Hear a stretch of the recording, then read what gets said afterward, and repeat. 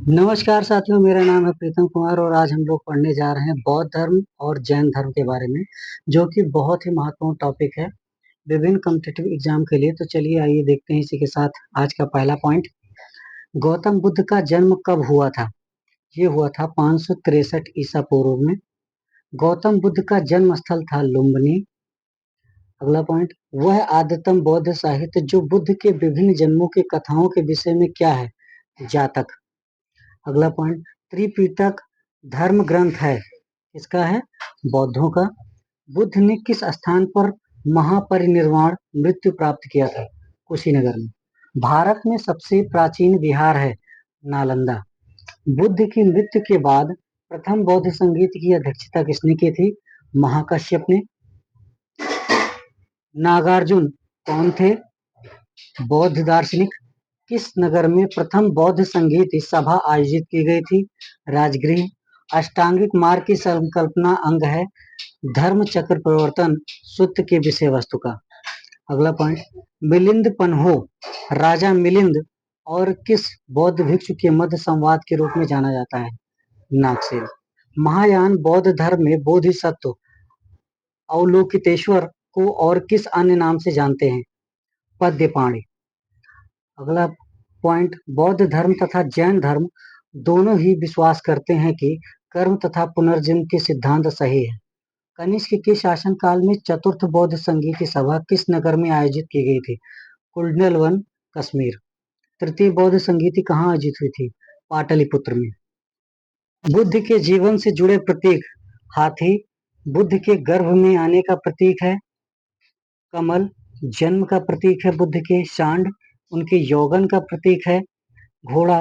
गृह त्याग का प्रतीक है पीपल। उनके ज्ञान का प्रतीक है शेर। समृद्धि का प्रतीक है और पदचिन्ह स्तूप निर्वाण का प्रतीक है और स्तूप मृत्यु का प्रतीक है। आगे देखेंगे, गौतम बुद्ध का गुरु कौन था? अलार कलाम। बुद्ध में वैराग्य भावना किस चार दृश्यों के कारण बलवती हुई? बूढ़ा, रोगी, लाश और सन्यासी। बुद्ध ने सर्वाधिक उपदेश कहाँ दिए? श्रावस्ती में। बौद्ध शिक्षा का केंद्र था विक्रमशिला। भारत में सबसे बड़ा बौद्ध स्तूप स्थित है सांची में। किस शासक ने बौद्धों के लिए विख्यात विक्रमशिला विश्वविद्यालय की स्थापना की थी? धर्मपाल ने। किसके द्वारा तृतीय बौद्ध संगीत को संरक्षण प्रदान किया गया था? अशोक के द्वारा। बौद्ध ग्रंथ पिटकों की रचना किस भाषा में की गई है? पाली भाषा में की गई है। कश्मीर में कनिष्क के शासनकाल में जो बौद्ध संगीति आयोजित हुए थे उसकी अध्यक्षता वसुमित्र ने की थी। मठ मंदिर और स्तूप किस धर्म से संबंधित हैं? बौद्ध धर्म से। बौद्ध धर्म एवं जैन धर्म दोनों के उपदेश किसके काल में दिए गए थे? बिंबिसार के शासनकाल में। अगला पॉइंट, गौतम बुद्ध ने अपना प्रथम उपदेश कहाँ दिया था? सारनाथ में। बौद्ध धर्म ग्रहण करने वाली पहली महिला कौन थी? महाप्रजापति गौतमी। बोध गया स्थित है बिहार में। जातक किसका ग्रंथ है? बौद्धों का। सिद्धार्थ बुद्ध को ज्ञान प्राप्ति कहाँ हुई थी? बोध गया में। सारनाथ में बुद्ध का प्रथम प्रवचन कहलाता है धर्म चक्र प्रवर्तन। अगला पॉइंट, बौद्ध धर्म ने समाज के किन वर्गों पर महत्वपूर्ण प्रभाव डाला? महिला और शूद्र। बुद्ध के गृह त्याग का प्रतीक है घोड़ा। गौतम बुद्ध द्वारा भिक्षुणी संघ की स्थापना कहाँ की गई थी? कपिलवस्तु में। अगला पॉइंट, सर्वप्रथम शून्यवाद यानी शून्यता का सिद्धांत का प्रतिपादन करने वाले बौद्ध दार्शनिक थे नागार्जुन। किस शासक के शासनकाल में नेपाल में बौद्ध धर्म का गमन हुआ था? अशोक। सांची क्यों विख्यात है? सबसे बड़ा बौद्ध स्तूप है। किस भाषा का प्रयोग बौद्धवाद के प्रचार के लिए किया जाता है? पाली भाषा का। किसे एशिया की रोशनी कहा जाता है? The light of Asia. Gautam Buddha को। बुद्ध के जीवन की किस घटना को महाविनिष्क्रमण के रूप में जाना जाता है? उनका गृह त्याग। गौतम बुद्ध की मां किस वंश से संबंधित थी? कोलीय वंश से।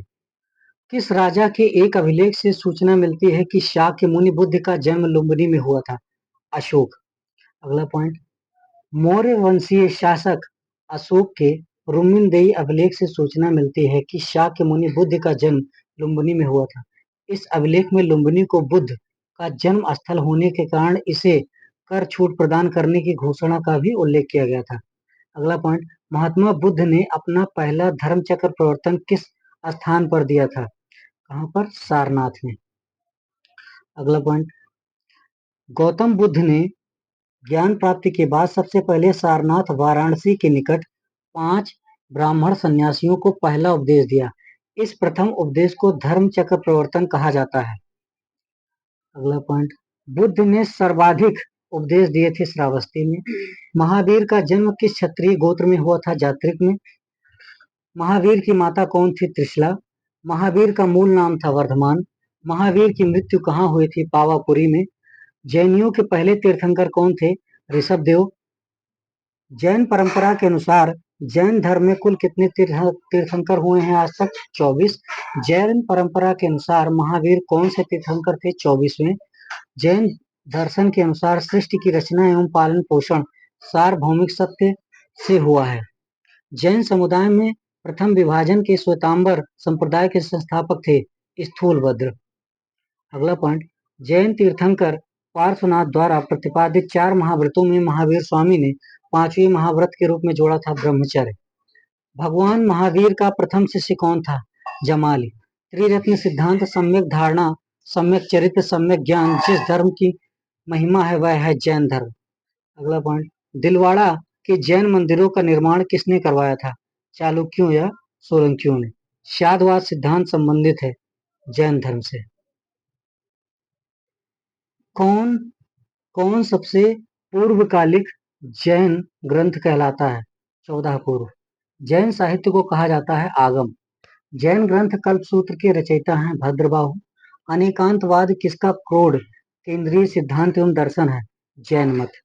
अगला पॉइंट, महान धार्मिक घटना महामस्ताभिषेक किससे संबंधित है और किसके लिए की जाती है? बाहुबली के लिए।